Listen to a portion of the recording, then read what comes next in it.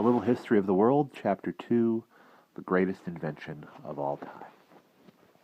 Near Heidelberg in Germany, somebody was once digging a pit when they came across a bone.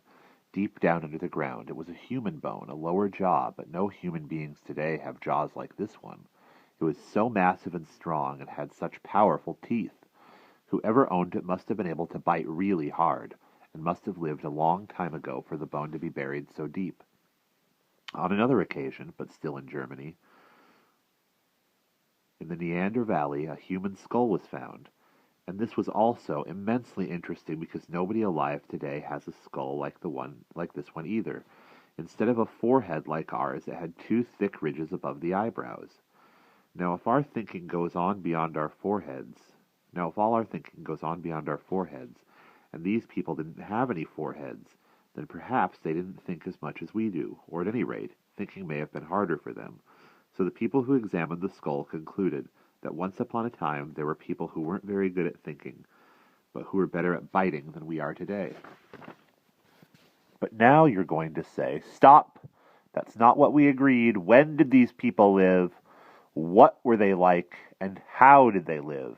Your questions make me blush, as I have to admit we don't know precisely. But we will find out one day, and maybe you will want to help. We don't know because these people didn't yet know how to write things down, and memory only takes us a little way back. But we are making new discoveries all the time. Scientists have found that certain materials, such as wood and plants and volcanic rocks, change slowly but regularly over a very long period of time. This means that we can work out when they grew or were formed. And since the discoveries in Germany, people have carried on searching and digging and have made some startling finds. In Asia and Africa in particular, more bones have been found, some at least as old as the Heidelberg jaw. These were our ancestors who may have already been using stones as tools more than 150,000 years ago. They were different from Neanderthal people, who appeared about 70,000 years earlier and inhabited the earth for about 200,000 years.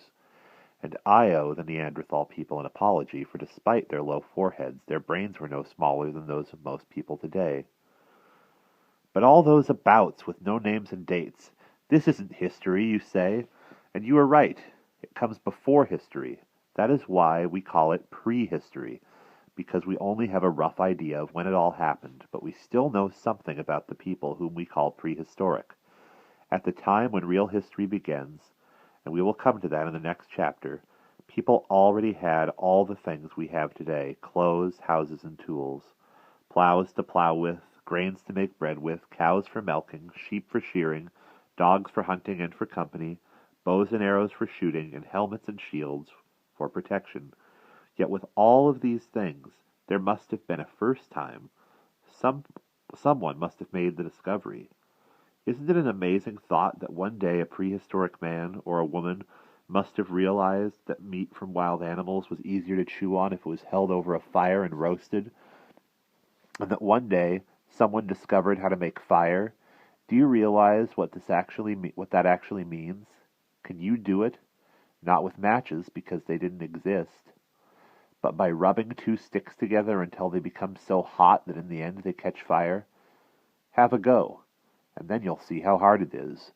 Tools must have been invented by someone too. The earliest ones were probably just sticks and stones, but soon stones were being shaped and sharpened. We have found lots of these sharpened stones in the ground, and because of these stone tools, we call this time the Stone Age. But people didn't yet know how to build houses. Not a pleasant thought, since at that time it was often intensely cold. At certain periods far colder than today, winters were longer and summers shorter. Snow lay deep throughout the year, not only on mountain tops but down in the valleys as well, and glaciers, which were immense in those days, spread out far into the plains. This is why we say that the Stone Age began before the last ice age had ended. Prehistoric people must have suffered dreadfully from the cold, and if they came across a cave where they could shelter from the freezing winds, how happy they must have been. For this reason, they are also known as cavemen, although they may not have actually lived in caves. Do you know what else these cavemen invented? Can you guess? They invented talking. I mean having real conversations with each other using words. Of course, animals also make noises. They can cry out when they feel pain and make warning calls when danger threatens, but they don't have names for things as human beings do, and prehistoric people were the first creatures to do so. They invented something else that was wonderful too, pictures. Many of these can be seen today, scratched and painted on the walls of caves. No painter alive could do better. The animals they depict don't exist anymore. They were painted so long ago. Elephants with long, thick coats of hair and great curving tusks, woolly mammoths, and other Ice Age animals. Why do you think these prehistoric people painted animals on walls of caves? Just for decoration? That doesn't seem likely because the caves were so dark. Of course, we can't be sure, but we think they may have been trying to make magic, that they believed that painting pictures of animals on walls would make those animals appear, rather like when we say, "Talk to the devil," when someone we've been talking to turns up talk of the devil when someone we've been talking to turns up unexpectedly. After all, these animals were their prey, and without them they would starve. So they may have been trying to invent a magic spell. It would be nice to think that such things worked, but they never have. The Ice Age lasted for an unimaginably long time, many tens of thousands of years, which was just as well, for otherwise these people would not have had time to invent all these things. But gradually the earth grew warmer and the ice retreated to the high mountains, and people, who by now were much like us, learnt with the warmth to plant grasses and then grind the seeds to make a paste which they could bake in a fire. And this was bread.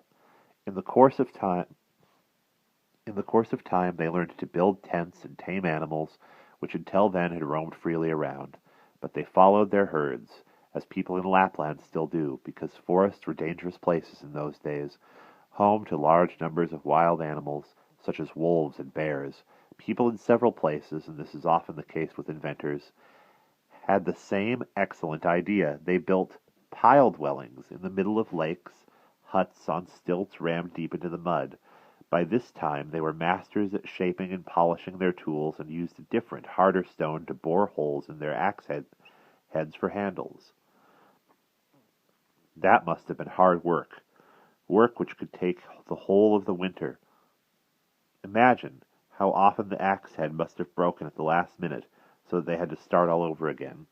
The next thing these people discovered was how to make pots out of clay, which they soon learned to decorate with patterns in fire in ovens, although by this time, in the late Stone Age, they had stopped painting pictures of animals.